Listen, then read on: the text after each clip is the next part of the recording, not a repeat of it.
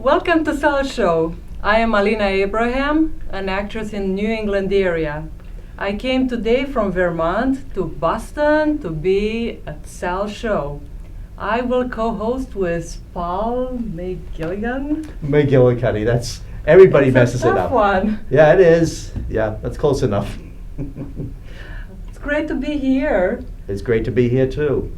I'm glad you're here. Thank you. I've been a co-host of Sal's show for many years now, and I've been an actor for over 20 years, and also a writer and other forms of entertainment.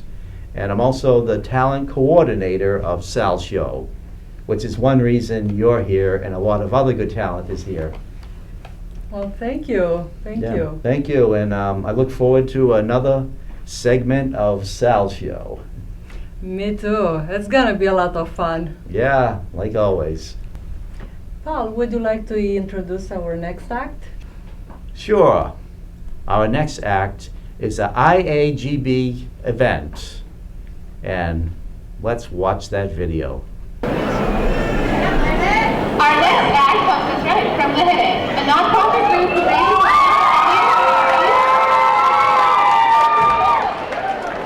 Apparently they need no introduction.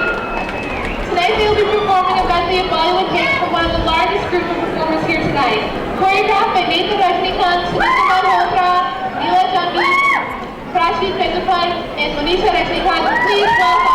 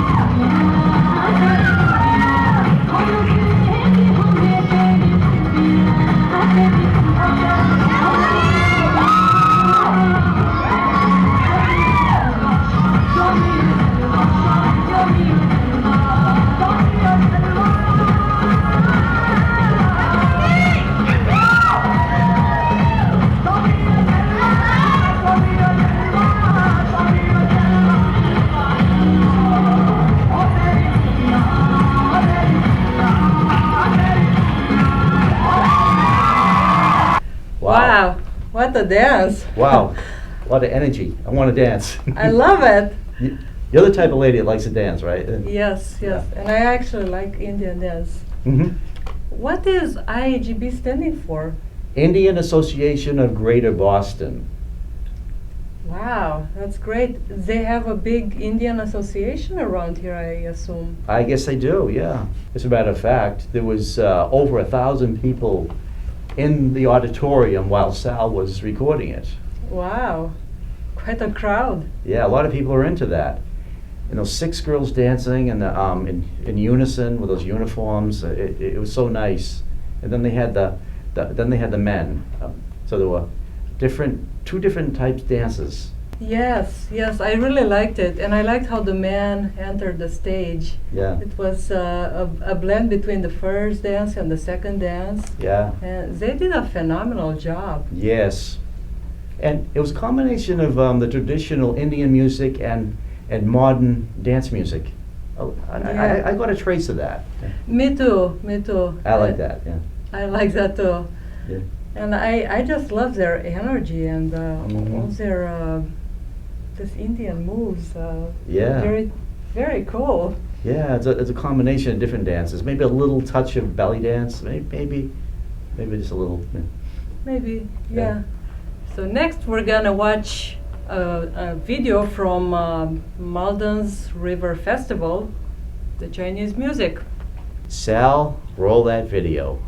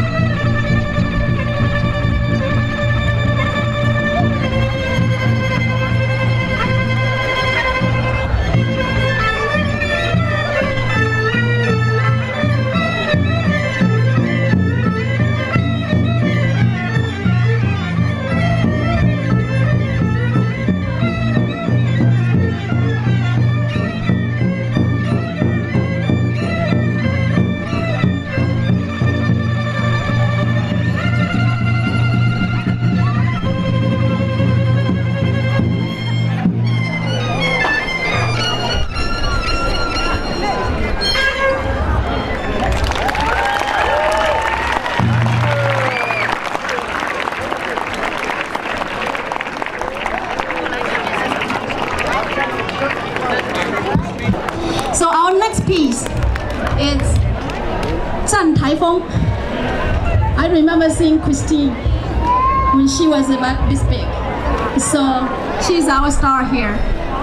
Zan typhoon literally also is meaning fighting the typhoon, big hurricane. So you can also hear from the instrument, you can hear throughout the tone, the music, that you are really fighting real hard with a really big storm, rain or rainstorm. Okay, thank you.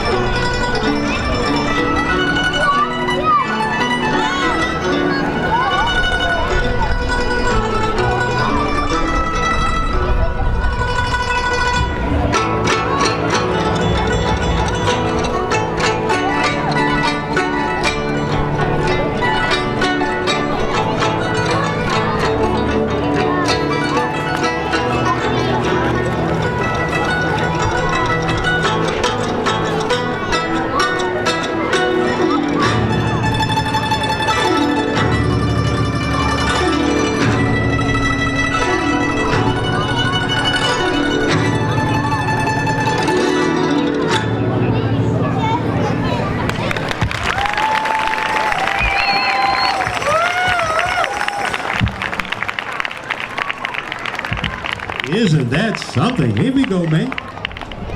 Can you hear the rainstorm and the windstorm? Our next song is horse racing. It describes the festivity of the Mongolian racehorse and the excitement of the race that is galloping horses, and really you can hear throughout the song, really exciting. You can even hear horse calling and what do you call that? The horse. Did you see it? The excitement of the horse racing? Yes, for the horse. Oh, the whinnying of the horses, that's what you're saying. Yes, yes. Very Hey. good. Let's enjoy it.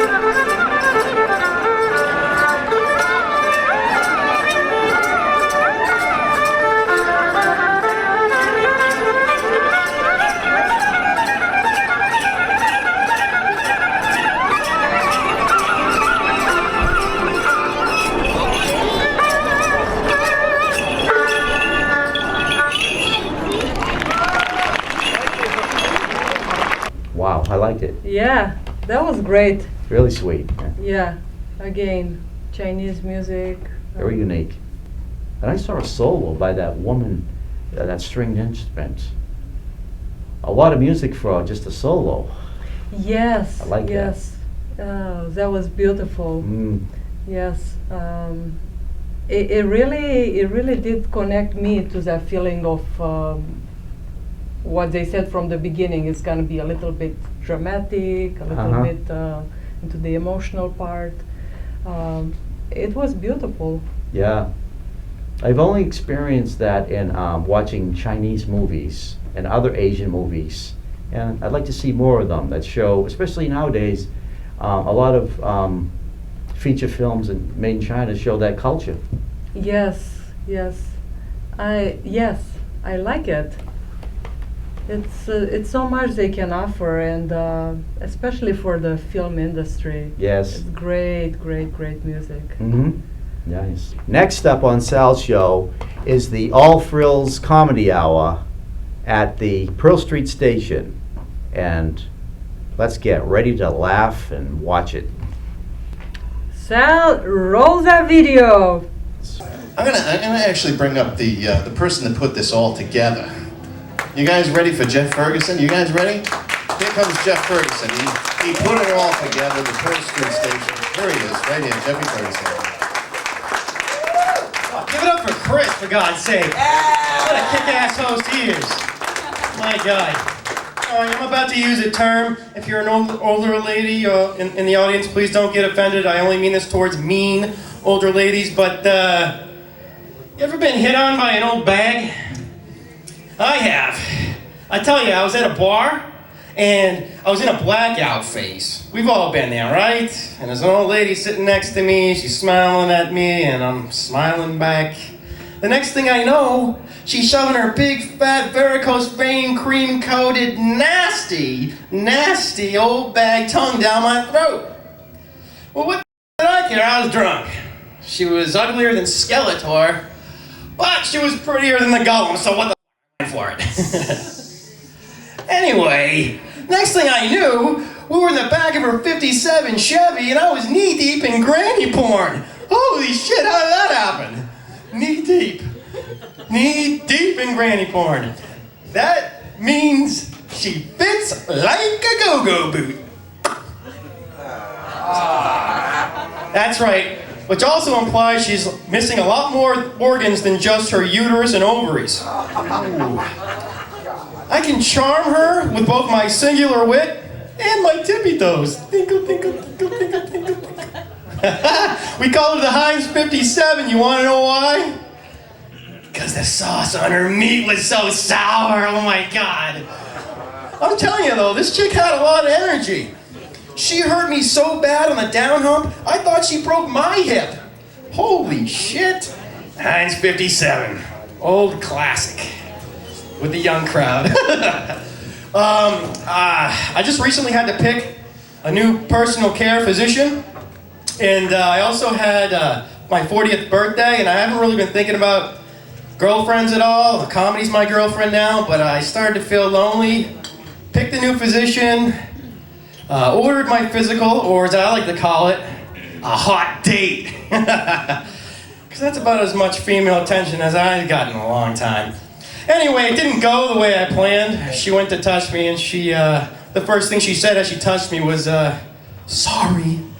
And I'm thinking, the first thought in my mind was like, hey babe, just drag it out, you know? Just for once, I want one doctor's appointment to have a happy ending. Come on, you know? And then I'm thinking, oh my God, it's cold in here. She's talking about the shrinkage. Shit, she could have given me time to chub up or something. All right. I don't know. I haven't told those jokes in 2 years. Don't ask me why I'm telling them now. But I'm very privileged to bring up this next comedian. He's a good friend of mine. He's got a beard, kind of looks like a caveman, but he's like a rocket scientist. He's very smart. He's very smart. Sexy too. Sexy too, in a bony type of way. Please give it up for Matt Kona. Kona. Jeff Ferguson, how about it? One more time for Jeff Ferguson. So, as you may or may not be able to tell, I haven't had a court date in a while. And, but a lot of people, they'll ask me, oh, how long have you been growing your beard for? And what they should be asking me is, how long ago did you totally give up on everything? And it's hard to say. But, let's see, where am I going? You may be looking at me, wondering if I've done some time. And yes, I have done some time, but I got put in the early release program, not because of good behavior or anything like that, but because I would always prematurely ejaculate during prison gang rapes. Just kidding. I lasted the whole 5 minutes. Now, hey, it's good to be here in Malden Center, right? This is like the Malden Center of the universe right now. We're all here. There's stars and little planet things around us. There's a train station. It's a train station. Yeah, I'm waiting for my cue. You know, I thought I timed it right to make the Malden Center joke. But I didn't. I was on the train recently, though, and who else was on the train but the craziest man in the universe at that time? I knew it, because how I knew he was crazy was because he was yelling, and then he was singing. And he was singing a song that I'm pretty sure does not exist in our reality. And this is how it went. Dancing. And I couldn't tell if he was actually dancing, but I like to think he was, because he was singing about it. There's the train. This is bringing me back. Dancing to titty music on the radio. And I heard that and I was like, what? Titty music? What? Is that a kind of music? And if it was, could it be played on the radio? But before I could raise any of these questions, he stopped singing and he went back to yelling. He's like, I gotta dance off this extra weight. I gotta get ready for beach weather. It's Cohasset Beach. Going to Cohasset Beach where the Kennedys went. John F. Kennedy. John F. Kennedy taught me everything I know. But they shot him down. They shot him down in California. And I heard that and I was like, nope, it was in Dallas. And then a hush fell over the train. And everybody looked at me like I was the But then I put myself in their position and I realized what this crowded train full of people were seeing was a crazy homeless guy yelling at another crazy homeless guy because he didn't know where JFK was killed. And you'd be surprised because I get that from time to time. People might mistake me for a crazy homeless guy, but I don't see it. I think I look more like a cool ex-skateboarder that doesn't live anywhere. Or like a guy that works part-time at a mini golf range, got kicked out of his halfway house for relapsing. Or a local nomad. But I think it's because of the beard. It might be because of the hair. I'm trying to grow my hair out. I'm trying to get like shoulder-length hair, because I think it would go good with my shoulder-width shoulders. Put them together. But no, when I do get confused with a homeless guy, at the beginning it was a little obnoxious, a little annoying, but I've learned to embrace it because you get to like have experiences that I wouldn't recommend that regular people try for safety reasons when it comes to interacting with the homeless. For instance, you get to see them in their natural environment, which is to say outside, but you get to see they're actually a jovial lot. They're lovable tramps. The classic thing that you see, like when you see homeless people joking around, is one homeless guy will go to the other one, do you got any Grey Poupon? And they'll laugh because that ad was on television back when they had homes. Fond memories. But I took a chance the other day. I was walking down the street and there was like a homeless guy shaking an empty coffee cup at me, and he wasn't looking up, and he's like, can you help me out? And I know how I look, so I wanted to try something out. So I said, oh, what do you think? I carry around a box of Joe with me? What do you want me to freshen you up? Come on, get out of here. We work in the same industry. Hey, which shelter are you staying at tonight? I want to bounce some ideas off you. And he just looked up at me. Fuck you, Frank. And my name is Matt, so boom, it worked. Get to keep my change. Walk away, go home to my home. And I did.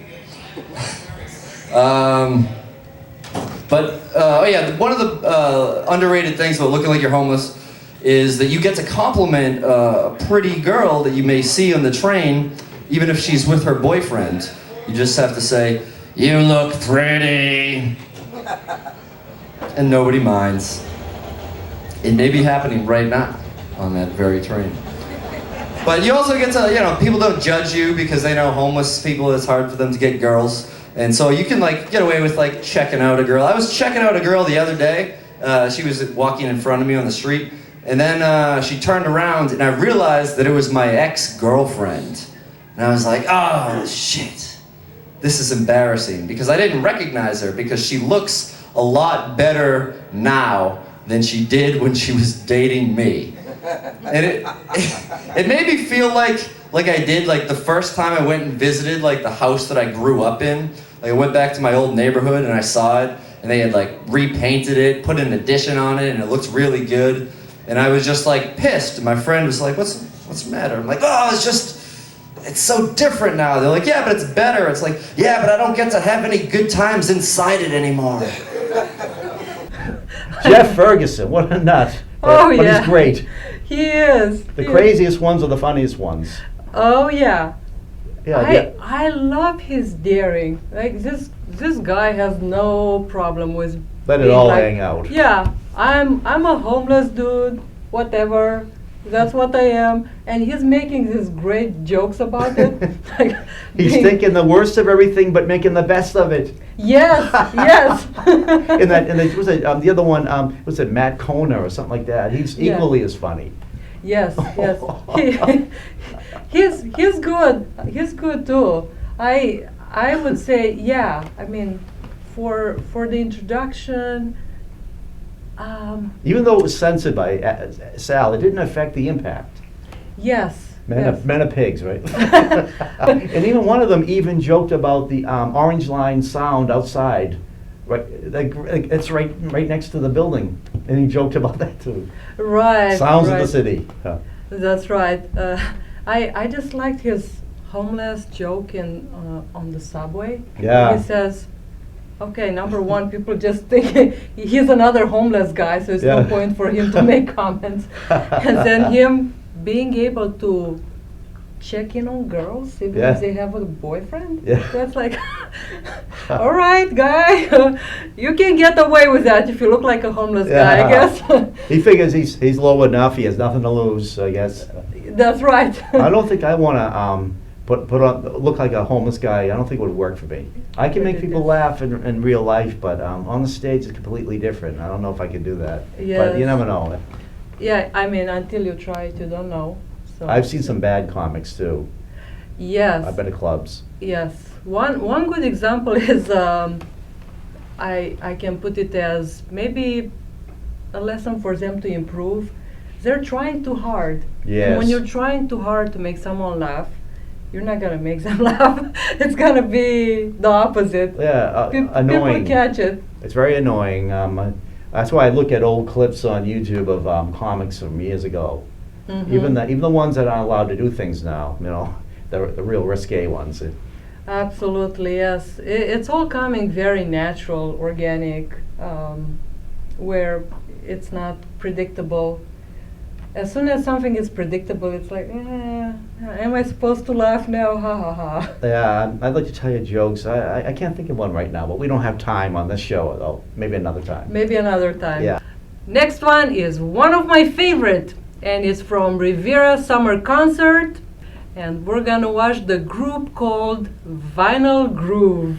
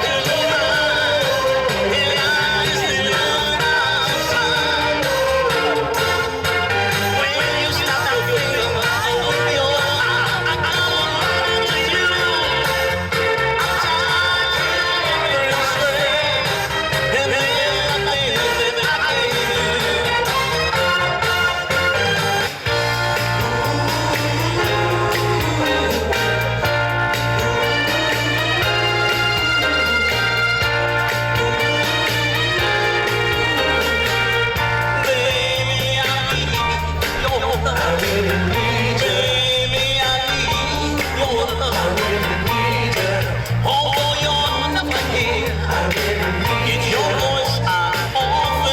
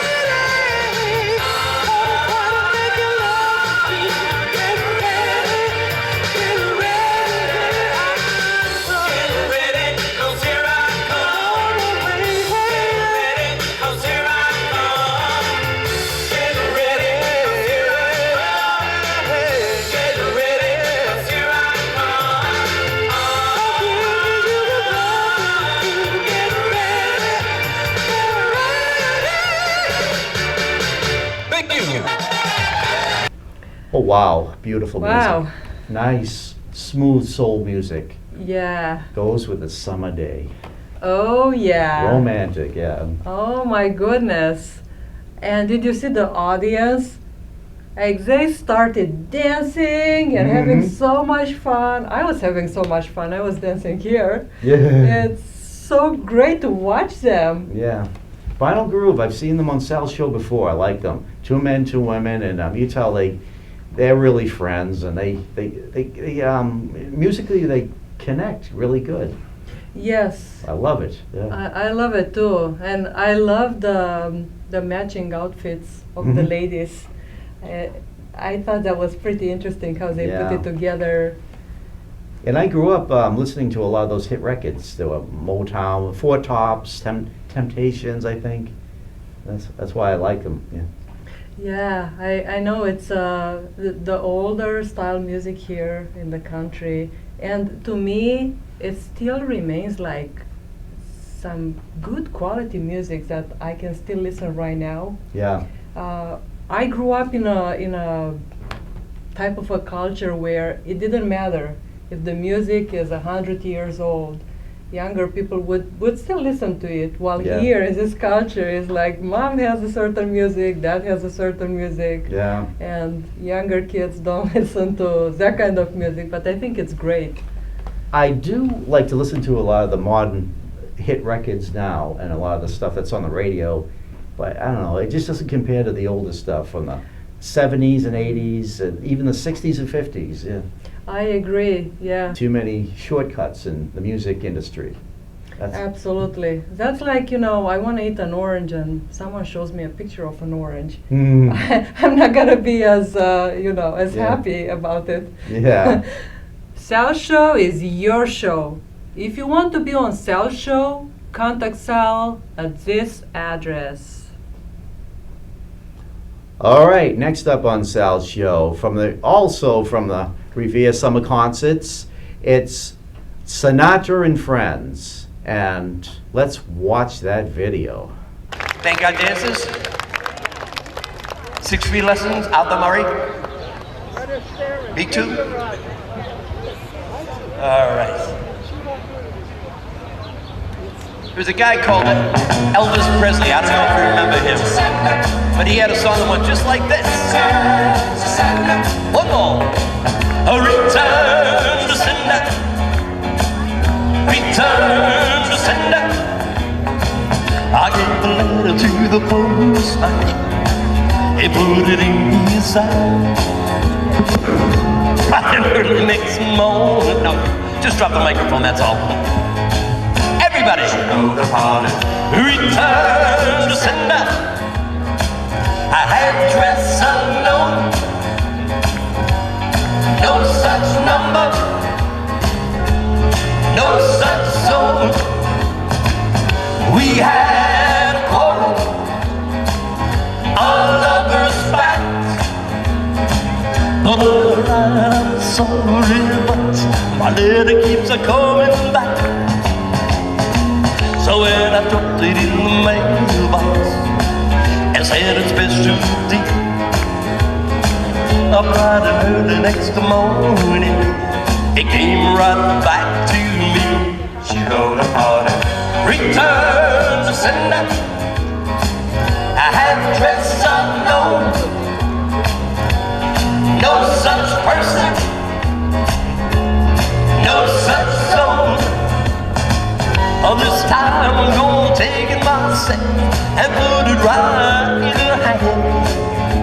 But if it comes back the very next day, then I'll understand. Riding on return to sender. I had dress unknown, no such number, no such song. Return to sender. Return to sender. Return to sender. Yeah, some guy named Elvis recorded that one. Whatever happened to him, anyways. Elvis has really left the Take Your Way Back. It's originally done by the Drifters. Recently done by Mr. Michael Bublé. You can dance, every dance with the guy who gives you the eye, let him hold you tight. You can smile, every smile for the man who held your hand at the family line. But don't forget who's taking you home and in whose arms you're gonna be. Save the last dance for me. Oh, I know that the music's fine, like sparkling wine. Go and have your fun, laugh and sing. But while we're apart, don't give your heart to anyone. But don't forget who's taking you home and in whose arms you're gonna be. So darling, save the last dance for me. Oh baby, don't you know I love you so? Can you feel it when we touch? I'll never, never let you go. I love you oh so much. You can dance, go and carry on till the night is gone and it's time to go. If you ask, if you're all alone, can he take you home? You must tell him no. But don't forget who's taking you home and in his arms you're gonna be. Save the last dance for me. Here we go.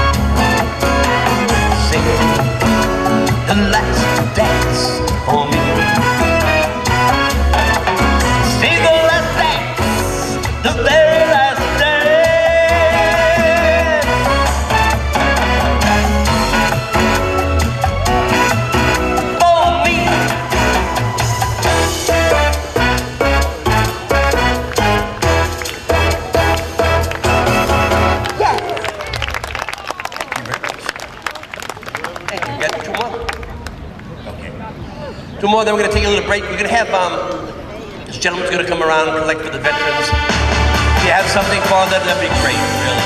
Every little bit helps. Again, a song done by the king of rock and roll, Mr. Elvis Presley. Well, no one else can understand me. When everything I do is wrong, you give me hope and consolation. You give me strength to carry on, and you're always there to lend a hand in everything that I do. That's a wonder, the wonder of you. Wonder of you. And when you smile, the world is brighter.